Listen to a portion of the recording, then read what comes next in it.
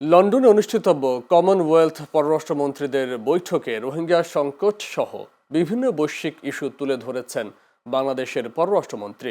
লন্ডনের ঐতিহাসিক লংকাস্টার হাউজে অনুষ্ঠিতব্য ২৬তম কমনওয়েলথ পররাষ্ট্রমন্ত্রীদের বৈঠকে বাংলাদেশের প্রতিনিধি দলের নেতৃত্ব দেন পররাষ্ট্রমন্ত্রী ডক্টর খলিলুর রহমান। এ সময় প্রধানমন্ত্রীর পররাষ্ট্র বিষয়ক উপদেষ্টা হুমায়ুন কবির সহ অন্যান্য কর্মকর্তারাও উপস্থিত ছিলেন। বক্তব্যে বাংলাদেশের পররাষ্ট্রমন্ত্রী সাম্প্রতিক জাতীয় নির্বাচনের প্রসঙ্গ তুলে ধরে বলেন, প্রধানমন্ত্রী তারেক রহমান সুশাসন ও প্রগতিশীল নেতৃত্বের মাধ্যমে কমনওয়েলথের মূল্যবোধকে এগিয়ে নিচ্ছেন।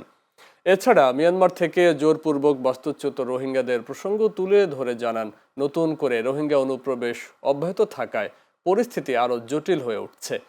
তিনি রোহিঙ্গাদের জন্য আন্তর্জাতিক মানবিক সহায়তা কমে যাওয়া নিয়ে উদ্বেগ প্রকাশ করেন এবং জাতিসংঘ সহ আন্তর্জাতিক সম্প্রদায়কে মিয়ানমারে তাদের নিরাপদ, স্বেচ্ছাসেবী ও মর্যাদাপূর্ণ প্রত্যাবাসন নিশ্চিত করতে কার্যকর উদ্যোগ নেয়ার আহ্বান জানান।